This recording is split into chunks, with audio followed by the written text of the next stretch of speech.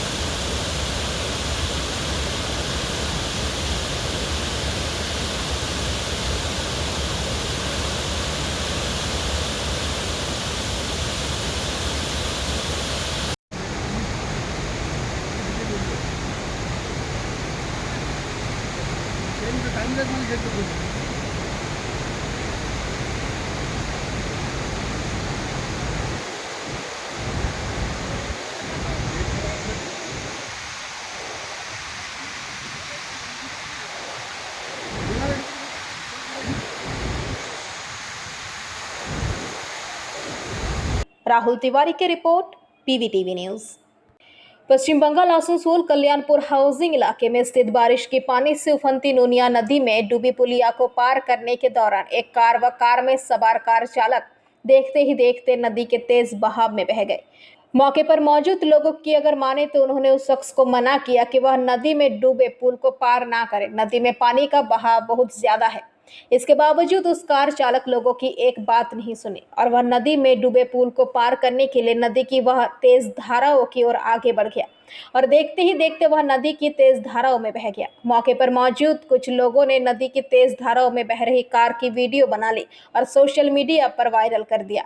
वही घटना की खबर सुन आसनसोल दुर्गापुर पुलिस व एनडीआरएफ की टीम पूरी रात नदी के तेज धाराओं में कार को तलाशती रही और ये सोचकर कि वो कार में बैठे कार सवार की जिंदगी बचा लेंगे, पर कार का कोई अता पता नहीं चला और सुबह तकरीबन 6 बजे आसनसोल के रेलपार इलाके में झाड़ियों के बीच कार फंसी हुई देखी गई, जिसके बाद एनडीआरएफ की टीम ने कार नदी में डूबी कार से कार सवार की शव बरामद किया और पुलिस के हवाले कर दिया, जिसके बाद शव को पुलिस ने आसनसोल जिला अस्पताल पोस्टमार्टम के लिए भेज दिया।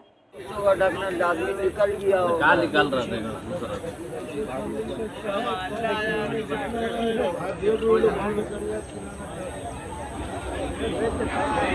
था उधर तो उधर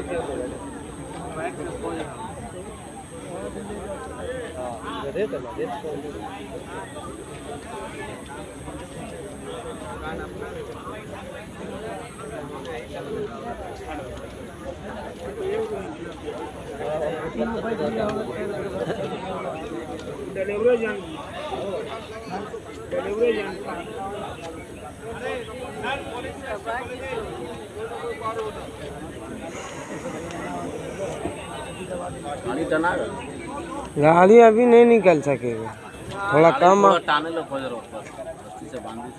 से नहीं रहेगा ना, बांध देगा ना तो पानी भर जाएगा ना।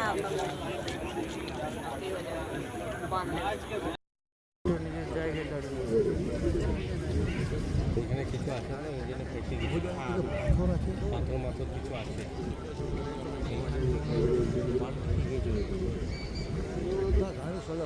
এইখানে গাড়িটা ঘুরে ওদিকে জলটা আছে তো আমাদের ড্রেন আছে পাঁচ করে জলটা আছে তো মারিয়ে ধরো আটগুলো গাড়ি ওইদিকে ছিল গেছে। आसनसोल से बीजू मंडल की रिपोर्ट पीवीटीवी न्यूज। नियमित अपडेट एवं दुनिया भर की ताज़ा खबरों के लिए हमारे फेसबुक पेज को फॉलो एवं यूट्यूब चैनल को सब्सक्राइब करें। बांकुड़ा ब्लॉक 2 नंबर इलाके में गंधेश्वरी नदी पर बना मनकनाली पुल जीर्णोद्धार के महज 1 साल में ही फिर ढह गया। नदी के किनारे बसे 3 ग्राम पंचायत क्षेत्र के हजारों लोग संकट में हैं। स्थानीय सूत्र के अनुसार ये पुल उस क्षेत्र के लोगों और बांकुड़ा शहर के बीच संचार के साधनों में से एक है। स्कूल व कॉलेज छात्र छात्राओं द्वारा उत्पादित सब्जियों का बाजार तक ले जाने में सभी को परेशानी का सामना करना पड़ रहा है। ठीक 1 साल पहले बांकुड़ा जिला परिषद की पहल पर 57 लाख रुपए से अधिक की लागत से इस पुल का जीर्णोद्धार किया गया था, लेकिन 1 साल के भीतर ही पुनर्निर्मित हिस्सा पानी से नष्ट हो गया। ऐसे में वहां के लोग काम की गुणवत्ता पर सवाल उठा रहे हैं। स्थानीय निवासी अर्धिंदु मुखर्जी ने कहा कि हम इस पुल के लिए लंबे समय से आंदोलन कर रहे हैं। उन्होंने दावा किया कि मानसून के अंत में थोड़ा काम किया जाता है, लेकिन समस्या को हल करने के लिए कोई दीर्घकालिक योजना नहीं है, जिसके परिणाम स्वरूप लोगों की परेशानी बढ़ रही है।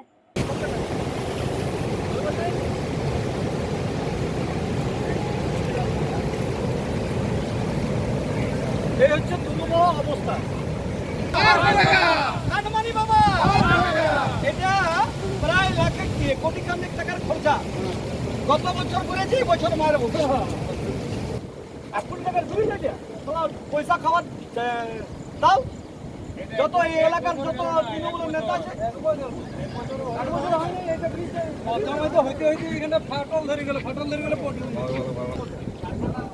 এটা মুখ্যমন্ত্রী আমি দৃষ্টি আকর্ষণ করছি আজ 3 বছর ধরে।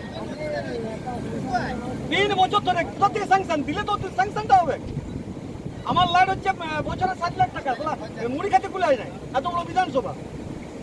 বারবার বলছি এটা, এই ব্রিজটা ওই কেঞ্জাকুড়ুর ব্রিজটা পরশু দিনেও আমি এটাকে নিয়ে ধরেছি বিধানসভায়। পরশু দিনেও আমি বিধানসভায় ধরেছি যে যেটা করা যায় চেষ্টা করুন।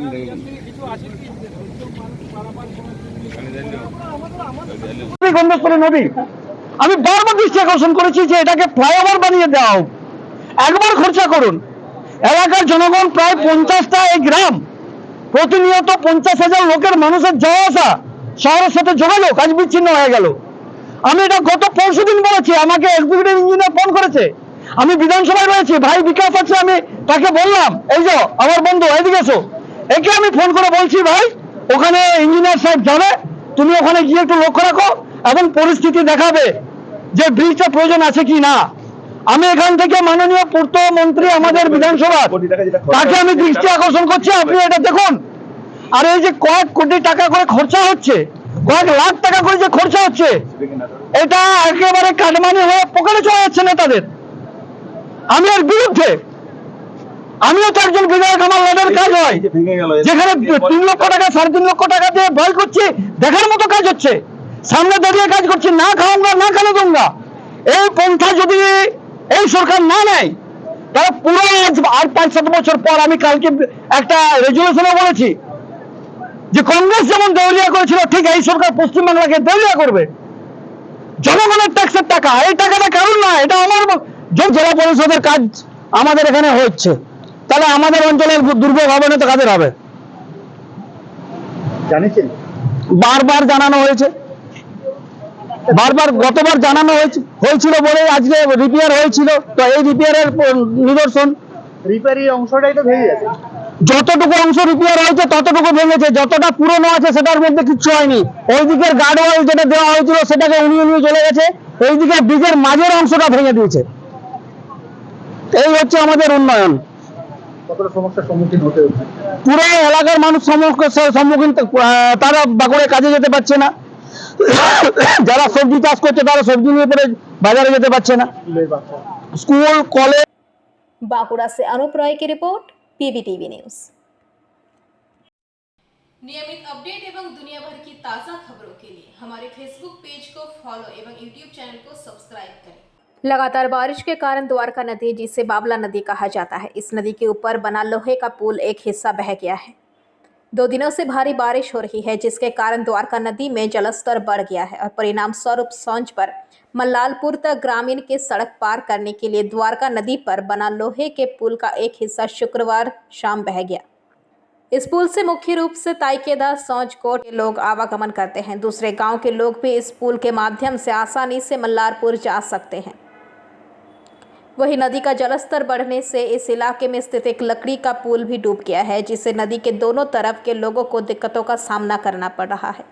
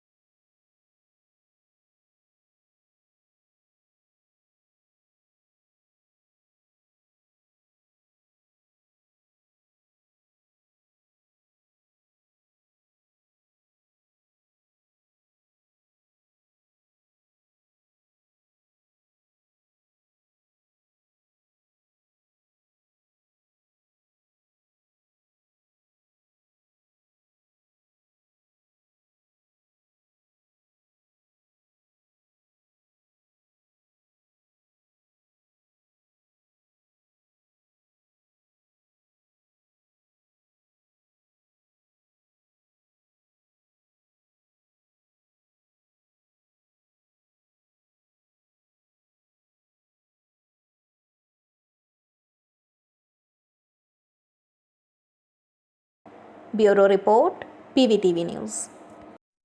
नियमित अपडेट एवं दुनिया भर की ताज़ा खबरों के लिए हमारे फेसबुक पेज को फॉलो एवं यूट्यूब चैनल को सब्सक्राइब करें।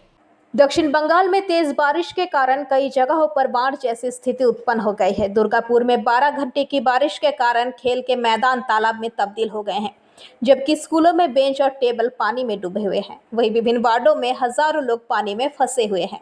साथ ही नदी भी खतरे के निशान से ऊपर बह रही है। इसके साथ ही शांति निकेतन इलाके के गोलपाड़ा के कोपाई नदी का जलस्तर इतना बढ़ गया है कि पूरा इलाका पानी में डूब गया है। बोलपुर से कस्बा और सिवड़ी जाने के लिए कोपाई नदी पर बना पुल वर्तमान में पानी में डूब गया है, जिसके चलते प्रशासन की ओर से कई अप्रिय दुर्घटना ना हो, इसके लिए यातायात रोक दिया गया है। कल रात हुई बारिश से अब चारों तरफ पानी ही पानी हो गया। वहीं दूसरी ओर 51 पीठों में से एकंता कालीतला शक्तिपीठ एक तस्वीर सामने आई है। इस तस्वीर में कंकालीतला शक्तिपीठ पानी के नीचे दिख रही है। जैसे जैसे दिन चढ़ता जा रहा है, पानी भी बढ़ता जा रहा है। बोलपुर महकमा के आसपास का क्षेत्र लगभग जलमग्न हो गए हैं।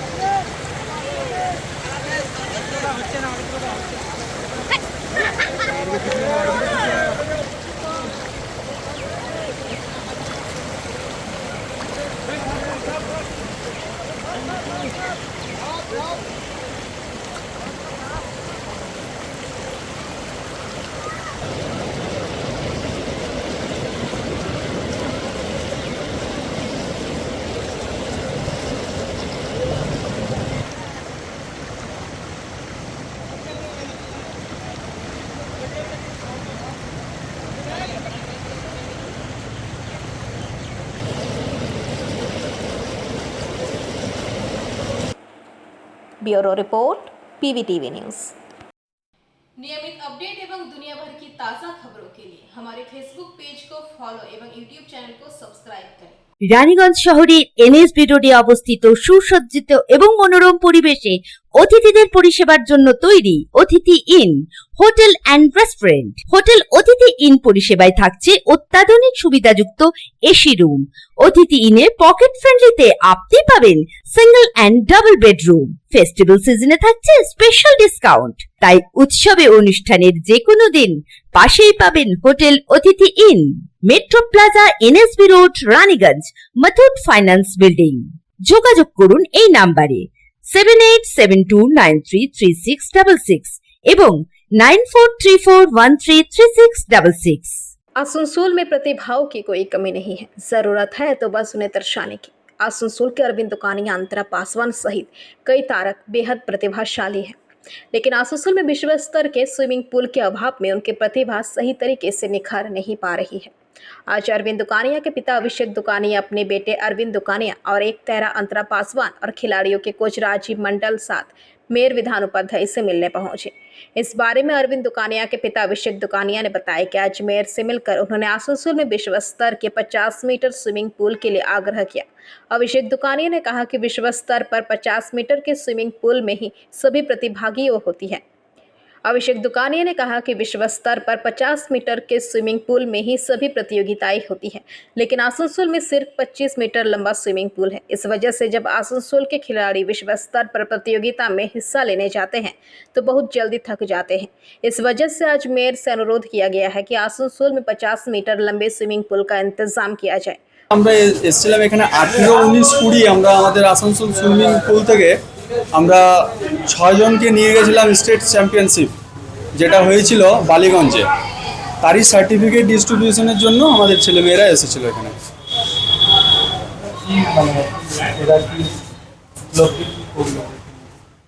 কি বলছেন? चैंपियनशिप में पार्टिसिपेंट का ही हासिल हुआ है हम लोगों का वहाँ, लेकिन अच्छा परफॉर्म किया है हम लोगों का आसनसोल का लड़का लोग। एक अद्वित दुकानिया और ये अंतरा पासवान, और भी है, और भी था मुक्ता सिंह, वो भी अच्छा वहाँ पे परफॉर्म किया। इप्सा सेनगुप्ता, अमोदिता सेनगुप्ता, इस सबको लेके हम लोग गए थे। और अगला बार हम लोग 7 तारीख को जा रहे हैं तमलुक, वो जहाँ पूर्व मेदिनीपुर में कंपटीशन होगा, वहाँ हम लोगों का आसनसोल से मिनिमम 10-12 कैंडिडेट हम लोग ले जाएंगे यहाँ से। आपका नाम? राजीव मंडल। आसनसोल से बीजू मंडल की रिपोर्ट, पीवीटीवी न्यूज़। नियमित अपडेट एवं दुनिया भर की ताज़ा खबरों के लिए हमारे फेसबुक पेज को फॉलो एवं यूट्यूब चैनल को सब्सक्राइब करें। आसनसोल नगर निगम के आलोचना हॉल में शनिवार को आसनसोल नगर निगम के मेयर विधान उपाध्याय, कमिश्नर राजीव मिश्र और अन्य अधिकारी के साथ आसनसोल और आसपास के क्षेत्र के विभिन्न चेंबरों के प्रतिनिधि उपस्थित थे। यहां पर इन चेंबरों के प्रतिनिधियों ने व्यापार को लेकर कुछ समस्याओं की तरफ नगर निगम का ध्यान आकर्षित किया और मेयर और कमिश्नर से आग्रह किया कि किन समस्याओं का जल्द से जल्द समाधान निकाला जाए ताकि व्यापार में आने वाले परेशानियों को दूर किया जा सके। इस बारे में जब हमने आसनसोल चेंबर ऑफ कॉमर्स के सचिव शंभुनाथ झा से बात की तो उन्होंने कहा कि आज की इस बैठक काफी सकारात्मक रही और आज की इस बैठक में चेंबर के प्रतिनिधियों ने अपनी समस्याओं को लेकर नगर निगम से बातचीत की और उनके समाधानों के ऊपर चर्चा की। उन्होंने कहा कि व्यापारियों के लिए ट्रेड लाइसेंस बनाना काफी मुश्किल हो गया है, उसके पोर्टल में कुछ दिक्कतें आ रहे हैं। इसके अलावा ऑक्यूपेशन टैक्स को लेकर भी कुछ दिक्कतें हो, इसके बारे में नगर निगम के अधिकारियों को अवगत कराया गया। मेयर ने उनकी बातों को गौर से सुना, आश्वासन दिया कि बहुत जल्द उनकी परेशानियों को दूर किया जाएगा। क्या लगी मीटिंग?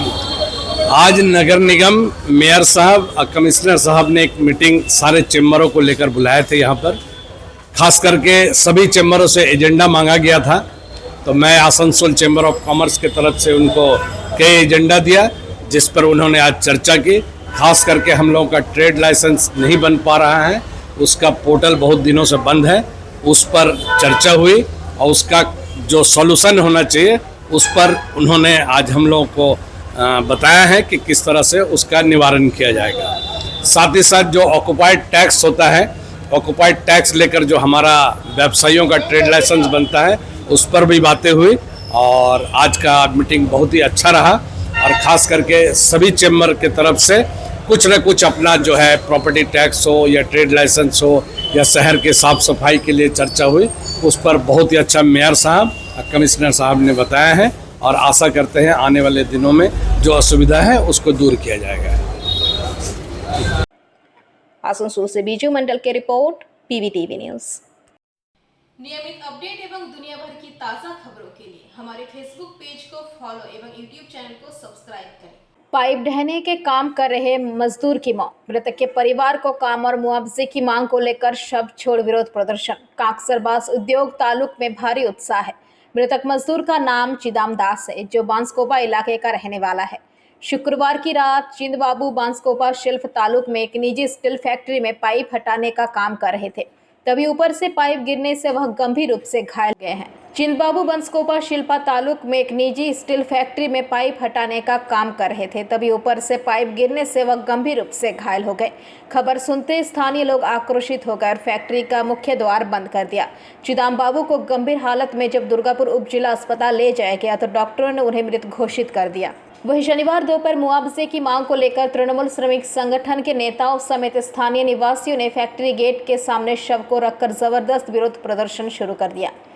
वहीं कांगसा थाने के पुलिस मौके पर पहुंचे। स्थानीय निवासी विजय दास और जगवंतु दास ने शिकायत की कि उस निजी स्पंज आयरन फैक्ट्री में सुरक्षा के अभाव के कारण मजदूरों को बार बार मौत का सामना करना पड़ रहा है। चिदाम दास शुक्रवार की रात की पाली में फैक्ट्री में पाइप हटाने का काम कर रहे थे, तभी ऊपर से एक पाइप गिर गया। सुरक्षा के पूरी तरह से अभाव के कारण उनकी मृत्यु हो गई। अधिकारी 1 लाख रुपए का मुआवजा देकर इस मामले का निपटारा करना चाहते हैं, लेकिन जब तक सरकार और मृतक के बेटे को मुआवजा नहीं दिया जाता तब तक धरना जारी रहेगा।